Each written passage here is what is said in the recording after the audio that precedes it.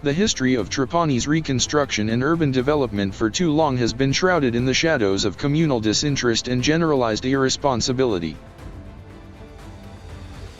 This is confirmed by Giuseppe Maria de Ferro in his 1825 Guida per gli stranieri in Trapani. History is profoundly silent on this assumption.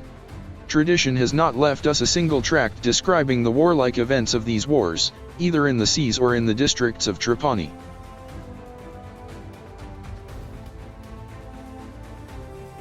He does not consider it likely that no noteworthy events occurred there. He attributes this silence to the negligence of the writers, or rather to the drowning of those memories in the whirlpools of time.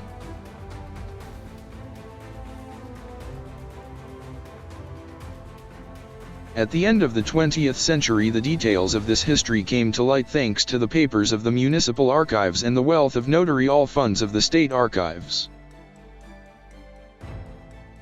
Regarding the fortifications and ramparts, one would expect more interest both culturally and in heritage management. The relentless research activity has made it possible to delineate more of the city's history, which, if properly managed, could be a wonderful center of attraction and reuse of the structures.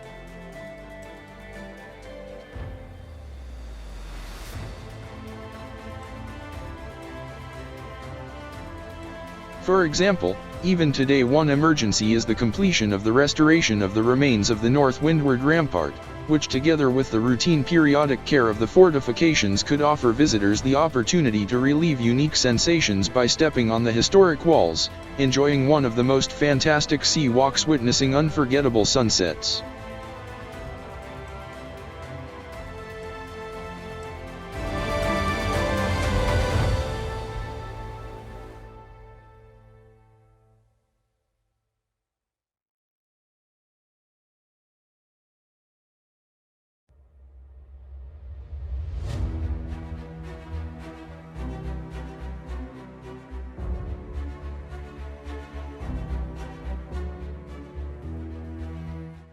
Within the urban center on the lungomare, Dante Alighieri is one of the symbols of the city, the Castello di Terra with its tower.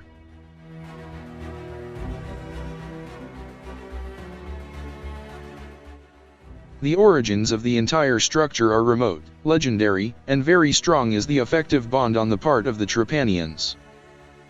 The tower is represented in the coat of arms of Trapani along with the Torre Piliad of the Castello della Colombea, the Torre di Porta Oscura or Torre dell'Orologio, the Torre Vecchia and the Torre dei Pali. In 1595, in his manuscript, Historia di Trapani, Giovanni Francesco Pugnatore, captain of arms of the city, describes its fortifications as follows. It has two fortresses, one which is the castle of land for the defenses of the city, and the other is the Rocca della Colombea for the defenses of the harbor. It has 6 night walls, 2 at Tramontana and 4 towards Ostro, 3 of whom are in the corners of the city, and of the others, 1 is in the northern curtain and 2 in the southern. Giuseppe Maria de Ferro, in the aforementioned book, recalls that the circumference of this city is about 2 miles.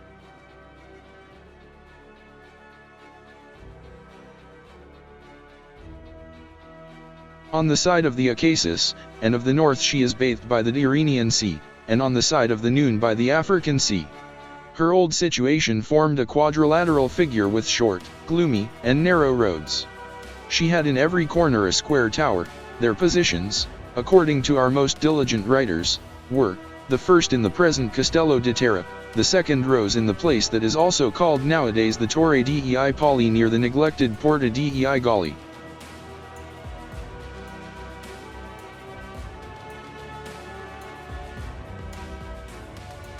They occupied the third, and the fourth, the part of the west, the one that is near the Monastero della Badia Nuova, and the other toward the ancient Arsenale.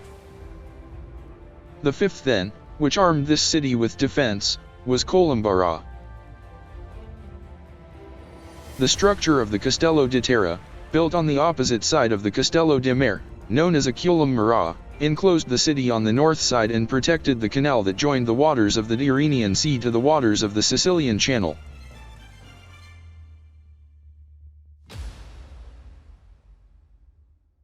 Consisting of a quadrilateral layout at the corners of which were rectangular towers, with semicircular towers along the curtain walls. Over the centuries it underwent significant modifications until it resided in what can be observed today, a ruin.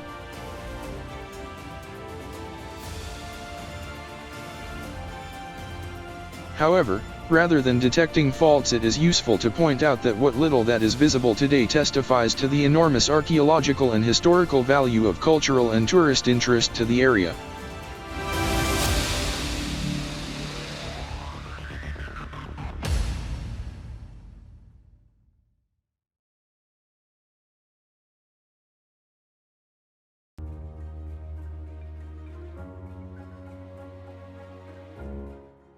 Throughout history, several scholars have reported similar reports on the first construction of the Castello.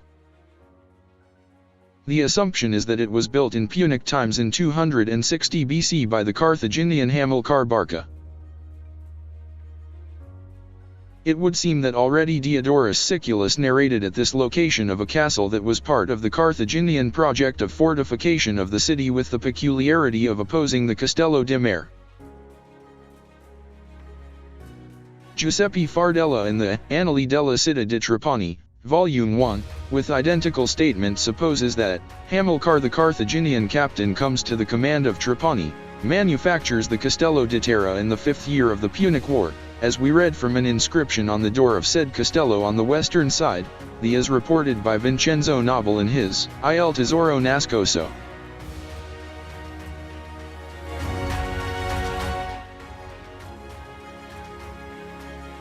Such an assumption is contained in Giuseppe Palizzi's writing in I Monumenti di Antiquità e di Arte della Provincia di Trapani, in which we read that, on the faith of a Trapani chronicler, an ancient marble inscription read on the door of the Castello and recalled to have been built by Hamilcar Barca, the 5th year of the First Punic War. Friar Benino de Santa Caterina in his manuscript, Trapani Profana e Sacra, reports the same news.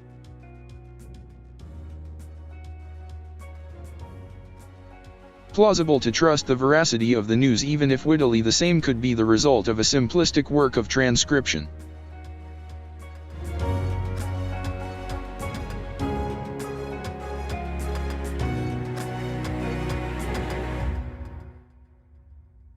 Others speculate that the builders of the Castello di Terra were the Saracens who built it in the 9th century AD.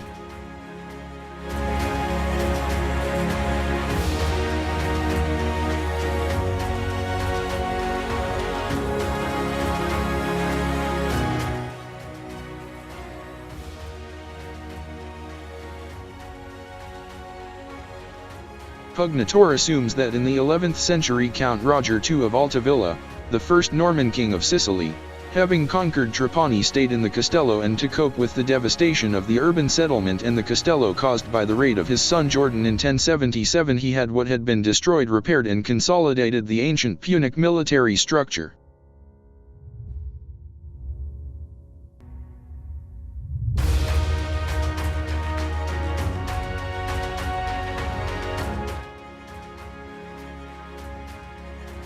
In the 12th century, at the time of Frederick II Hohenstaufen, a new castle was erected in the southeastern part of the walls, where Piazza Vittorio Emanuele and Villa Margherita insist today, in a place therefore different from the present-day Castello di Terra.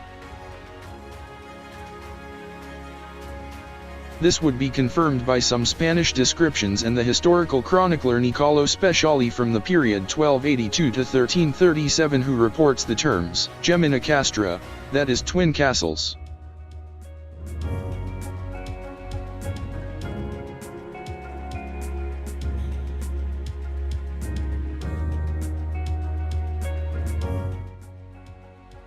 In the 13th century, as a result of the abandonment of state property, a castellan in charge of the Castello was appointed, a representative of the city's aristocracy, with duties of command and administration.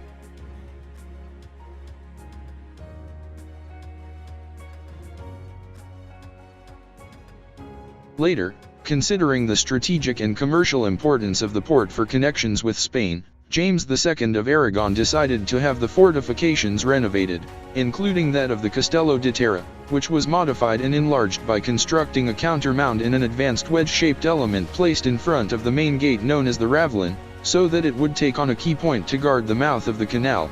This was in 1286.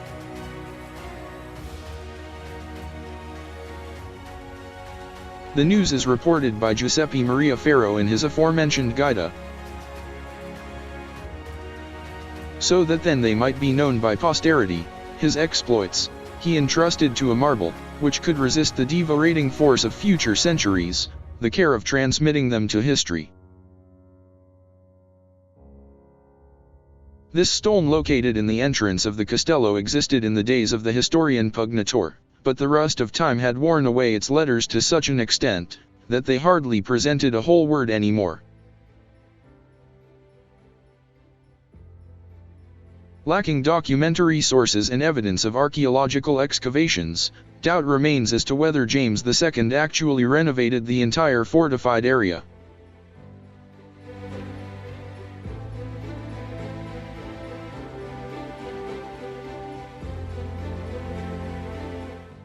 Starting in the 14th century, the Castello for significant renovations changed its architectural appearance. In 1318 King Frederick III of Aragon stayed there in bitterest grief over the death of his infant son Manfredi.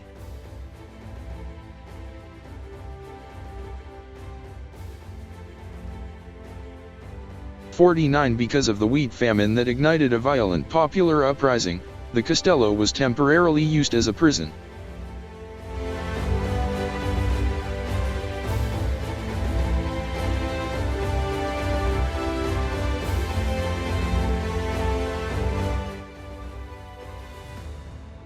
Sparse are the in-depth records of the Castello during the 15th century except those concerning the appointments of the castellans, activity within the structure and armaments.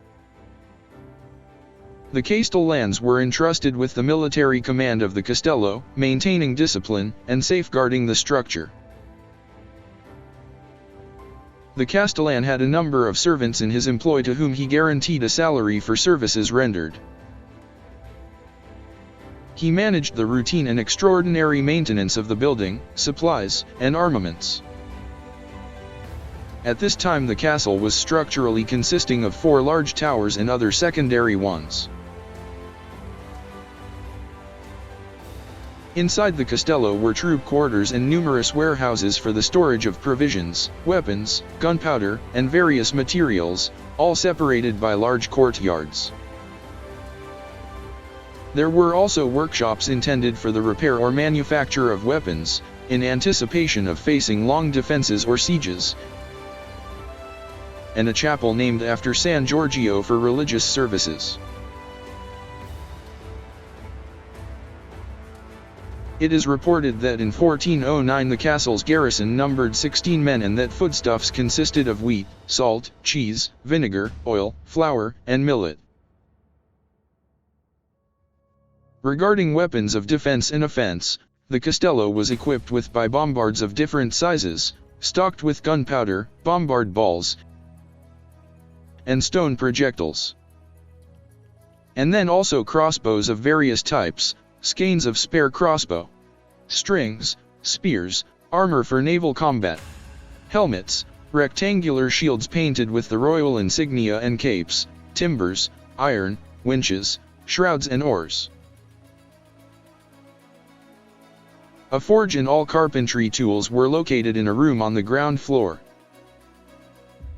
A bell was present to mark the guard shifts.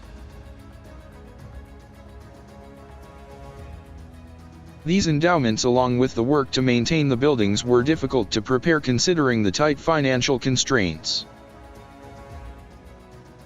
The rooms lacked all kinds of furnishings and furniture except in the castellan's room where a table, chest of drawers and a container for storing bread were arranged.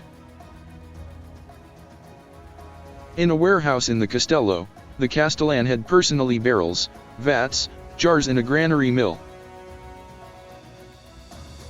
In 1462 the garrison was equipped with new firearms, and bombards replaced trebuchets and crossbows. During this period the Abate family assumed responsibility of the structure, first with Riccardo and then with Niccolo. It seems attributable to Riccardo the construction of the pillar that crosses the inner tower vertically.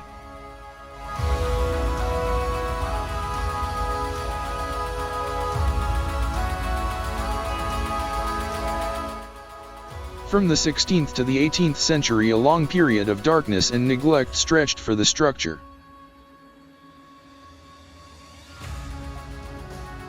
After 1525, when the work of strengthening the defense system ordered by Emperor Charles V to defend against the siege of a Turkish army was completed, a new protective ravelin was built on the Castello, a mighty countermount equipped of 2 towers and a deep moat that, passing through its sea water into it, was able to keep the city isolated, as drawn in a military map by Giovanni Orlandi.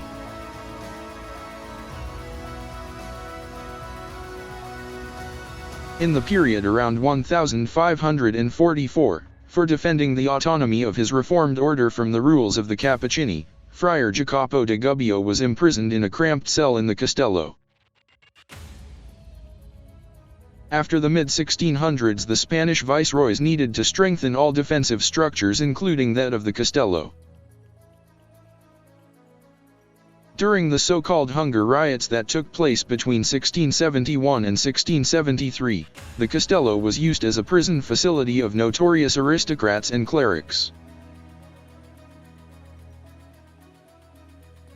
Absent the public that usually attended executions, on February 20, 1673 on the Castello Square the people's lawyer Girolamo Fardella Majardo was beheaded along with 9 artisans who had accused the nobility of having hoarding in their warehouses so much wheat at that time rationed due to famine, speculating on the selling price.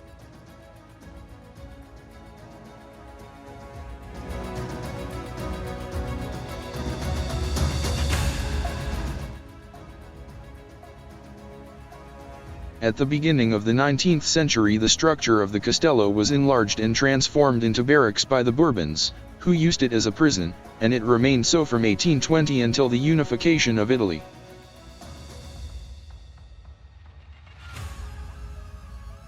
In 1836 an important find took place in the stretch of sea in front of the Castello. About 40 gold coins with the effigies of Vespasian, Arcadius, and Honorius were discovered. The middle of the century marks the decline of the Castello and the revocation of the Piazza di Armi.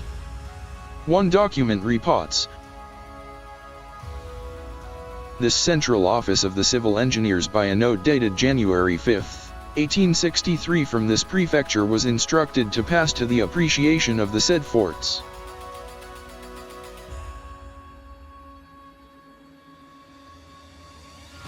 That note, in addition to expressing the intention of the municipal representation to demolish the trench works in order to make more spacious and symmetrical the public passage of the navy no less than to elongate the present inhabited area circumscribed within the enclosure of the military works, narrates the practices made by the municipality with the king's government through this prefecture,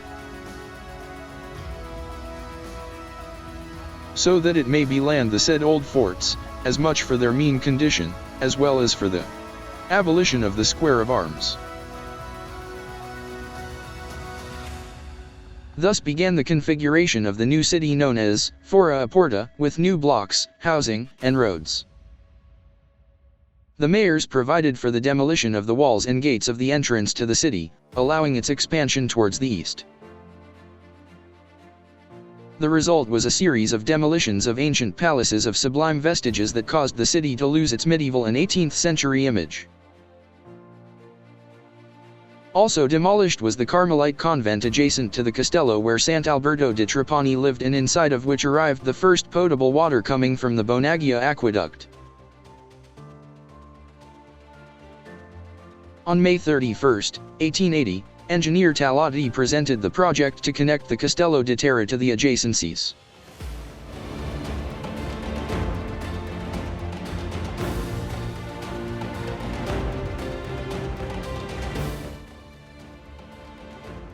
In the early 20th century, the remains of the Bourbon barracks represented the headquarters of heavy field artillery and general troops. From the year 1970, the inner core of the Castello and Bourbon barracks were abandoned for decades and thus despoiled and deprived of their very soul and identity. Partially demolished, they gave place to the current offices of the police headquarters despite the petition promoted by some citizens in order to preserve the archaeological site as fully as possible.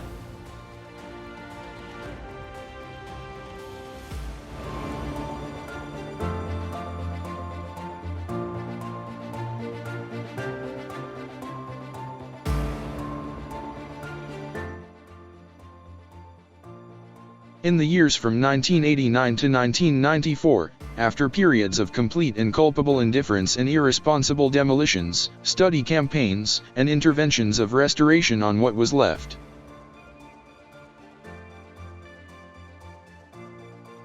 during some excavations in 1989, remains of ancient masonry were brought to light, a possible section of curtain wall predating Hamilcar's fortification. Beginning in 1992 and continuing until 1994, the Superintendents for Cultural and Environmental Heritage of Trapani carried out some archaeological excavations and partial restoration, in order to verify a whole series of historical data and to attempt to solve a number of problems posed by the vestiges of the Castello.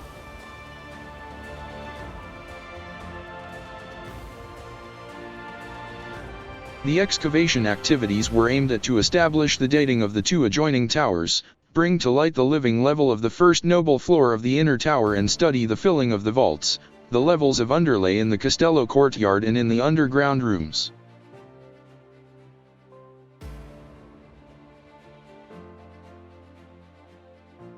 The excavation, although limited in space, proved interesting for the history of the Castello since it managed to date the monument.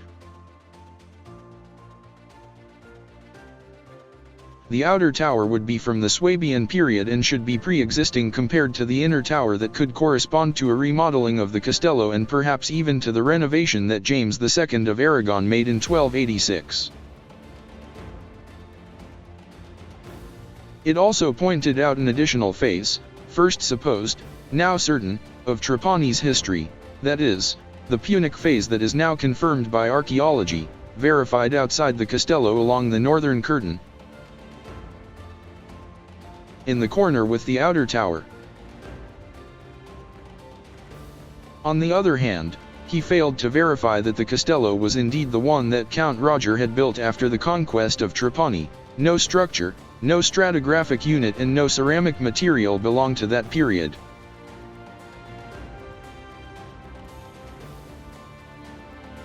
The absence of historical passages in intermediate periods to those known to date, however, leaves one puzzled. What are the reasons why the site was not occupied by Romans, Byzantines, Arabs, or Normans?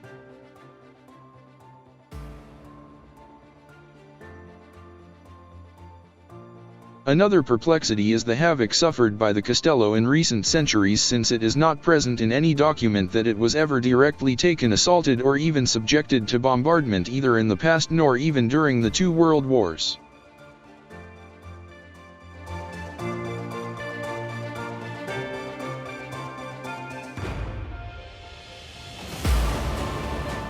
Today the Castello is not usable. The State Property Agency has intervened in the work of securing it.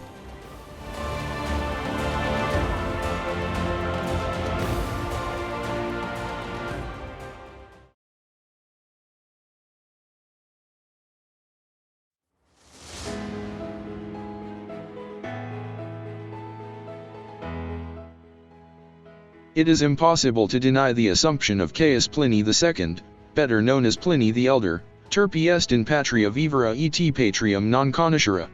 It is necessary to know the environment in which one lives.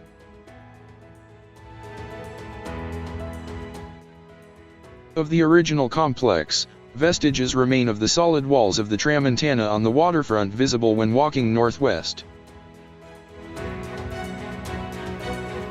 They appear unavailable to visiting streams of tourists.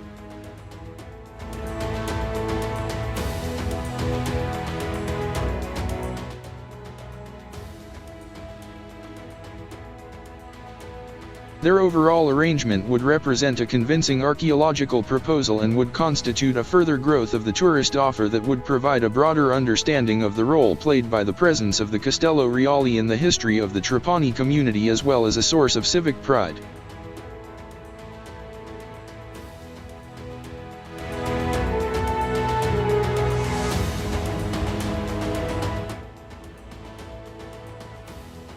Instead, the ruins remain there, hoping that this documentary may offer them a chance to gain more and more voice and suggestion.